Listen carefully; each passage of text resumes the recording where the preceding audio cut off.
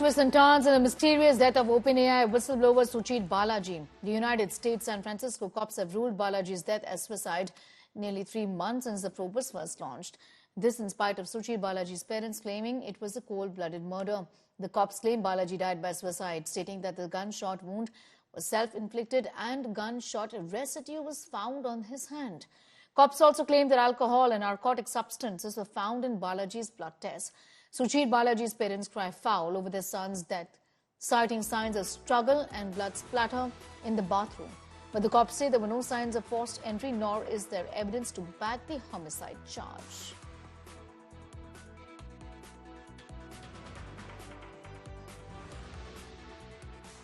We're getting in details of what could have happened in this matter. This is Suchir Balaji's death case. Cops in San Francisco have said that this was a case of suicide and not a murder. The family, however, refuses to accept the autopsy report, saying that this is not correct. They believe that there is more to what that meets the eye. Balaji's parents cry foul over their son's death, citing signs of struggle and blood splatter in the bathroom. But the cops there say there were no signs of forced entry, nor is there any evidence to back the homicide charge. In fact, they also have said that in the blood samples of the victim here, narcotics was found, alcohol was also found. There are twists and turns in the mysterious death of OpenAI whistleblower Suchir Balaji. The United States San Francisco cops have ruled Balaji's death as a case of suicide.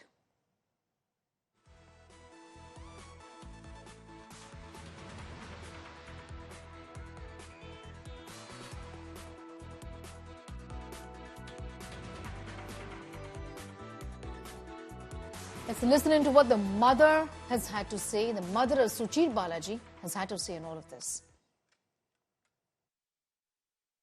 Purnima ji, thank you for speaking to us at India Today.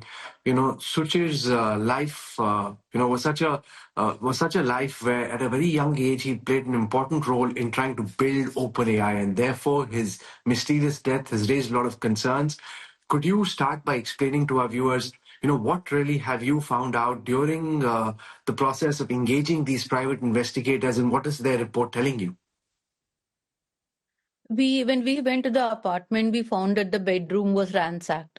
And we also found there was a sign of fight in the bathroom.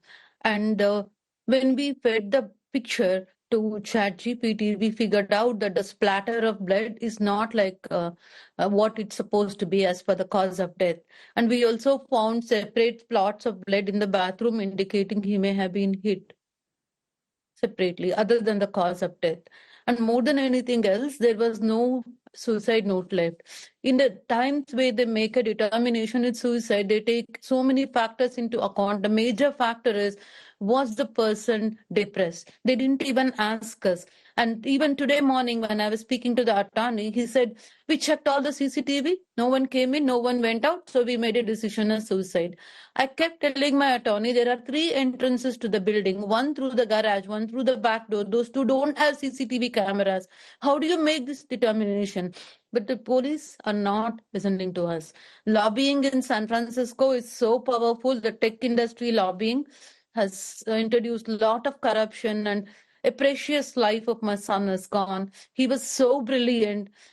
He wanted to make a difference to mankind. He was working on a project called Future of Doctor Visit. If he were alive today, not just for us, for humanity, he would have done a lot of wonderful things.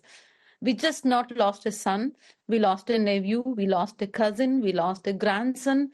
And his, our dreams of his marriage, being in-laws, seeing our grandkids, everything has been snatched away from us.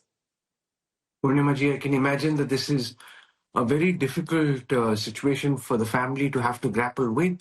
But if blood was found in the toilet, and if the bedroom has been ransacked, and you as a non-trained individual who's not a forensic investigator could spot this, why then do you think the local authorities and the local police were not able to spot this? Why do you think they seem to be in a hurry to declare this a case of suicide? Every day this back and forth. You know what? Our attorney comes and tells on Saturday it's a homicide. Sunday he says it's a suicide. So this back and forth is going on from 2 weeks. At some point he comes and says it's halfway. It's not suicide. It's not homicide. Like they're playing games with us, our emotions. If we really are frustrated, we want some interference from MEA. My husband Balaji is a citizen of India still, and we don't find any interest in America when we cannot get justice for our son. It's a big, big blow to us. We went there as immigrants. Within a year after going there, 1.5 years, our son was born. All our life revolved around him. We saw him flourish. We saw him succeed. He went to UC Berkeley. He was so talented. And like, I ask myself every day, beat myself every day. I taught ethics to my son. Should I have taught him to lie? He stood for ethics, and that ethics and those values took his life today. What are we supposed to teach to our son? Tell me. You know, your son was a whistleblower against OpenAI, and I think this might be a good opportunity, ma'am, for you to recount for our audience here in India the kind of work your son was doing and the kind of discrepancies he found with the algorithms at OpenAI and the kind of revelations he made. Well, he was not a whistleblower against OpenAI. All he was saying was the AI LLM model is harmful. It doesn't actually render the data as it is. He's explained in his publication in Suchir.net website. He gives an example. If you feed a black and white cat, it comes as color cat.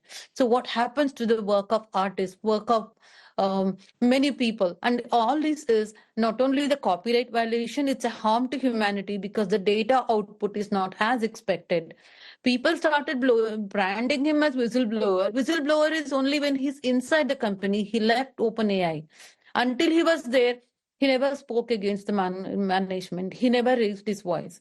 He believed in what he believed. He stood out. And then he started talking about what he believed because he started feeling very bad about his work was misused and his ethics were not respected. And he started teaming up, like with many different news medias. He went to New York Times.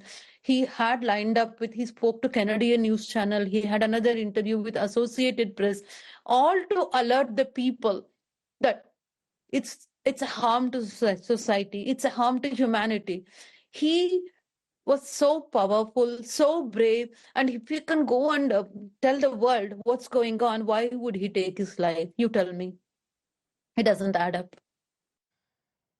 All right, I'm going to go across to Shivani Sharma for more details on that story. Shivani, the family here is saying after 3 months now, once again, and they've been repeating this for a while, that they reject the theory of a suicide, essentially. They've also now said after the autopsy report was put out that they don't believe in it. Certainly, Sneha, it's quite unfortunate how the San Francisco police, along with the medical department, has released this 13-page report, and they say that this was not a murder, but a suicide by Suchir Balaji. And certainly, we've been talking to the parents of Suchir Balaji. We've been speaking to the mother. She's been saying that this cannot be a suicide because she knows how her son was working to make people aware about the harms of AI. He had made certain revelations about OpenAI where he used to work, and he wants to tell more to the world about what was happening. And after this incident, she gave enough evidence to the police. She gave enough evidence to the medical department out there that this was not a suicide, but a murder. But in this particular report that took 3 months to come out, the Department of Police in San Francisco is saying that there is no evidence to believe that this was a murder. This was not a homicide. It was a suicide. That's what the report says. But certainly the family has rejected this report. And what we are getting to know that there can be a re-appeal the family can make about this particular report that has come, but they are not ready to accept this report because they're very sure that this was not a suicide, but a murder. All right, Shivani, I'm going to thank you for the moment for getting us up to speed with those details. Shivani Sharma with that report on the death of Suchir Balaji.